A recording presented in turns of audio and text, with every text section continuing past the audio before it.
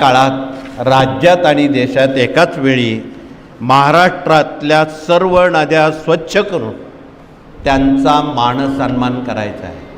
आपण दर शनिवारी त्र्यंबकेश्वरला तुम्हाला माहीत आहे गंगाद्वारापासून कुशावर्तापर्यंत आणि कुशावर्तापासून रामकुंडापर्यंत दर आठवड्यात आपले 150-150 लोक ते प्लॅस्टिक उचलतात, निर्माल्य उचलतात, कचरा उचलतात आणि त्याची विल्हेवाट लावतात.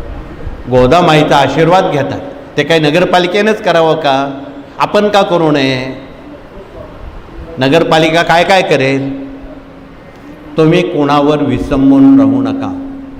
गंगामाईचा आशीर्वाद मिळेल, पर्यावरणाला मदत होईल आणि या नद्या कोपल्यामुळं काय झालं, तापमान खूप वाढलं, पावसाची गॅरंटी कमी झाली आणि आगामी सिंहस्थ कुंभ पुढे आल्यामुळं आणि अधिक महिना आल्यामुळं सगळ्या ज्योतिषांनी सांगितलं यंदा पाऊस फार कमी पडणार आहे, दुष्काळ अटळ आहे असं साऱ्या ज्योतिषांनी सांगितलं.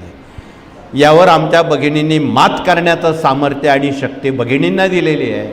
तुम्ही जर नद्या सन्मानित केल्या, त्यांना विनंती केली, पर्जन्य देवतेला यावं लागेल, सुवृष्टी करावी लागेल, अतिवृष्टी अनावृष्टी थांबवावी लागेल. हे इथे बसलेल्या घरी असलेल्या भगिनींच्या हातात आहे. म्हणून तुमच्याजवळ खूप मोठी शक्ती दिलेली आहे. या देशाला उगाच भारत माता म्हणतात का? जगाला कोण भारत माता म्हणत जगाला कोणी माता म्हणत नाही. अमेरिकेला कोणी माता म्हणत नाही, रशियाला म्हणत नाही, जर्मन, जपान, चीन, पाकिस्तानला म्हणत नाही. भारतालाच का म्हणतात? त्याला आमच्या भारतीय माता भगिनी कारणीभूत आहे असं म्हणायला अतिशयोक्ती नाही. म्हणून याची कारणंसुद्धा आपण ओळखा आणि आपला थोडासा वेळ नद्या स्वच्छ करण्यासाठी आठवड्यातला काही वेळ द्या. त्या नद्या तुम्हाला आशीर्वाद देतील.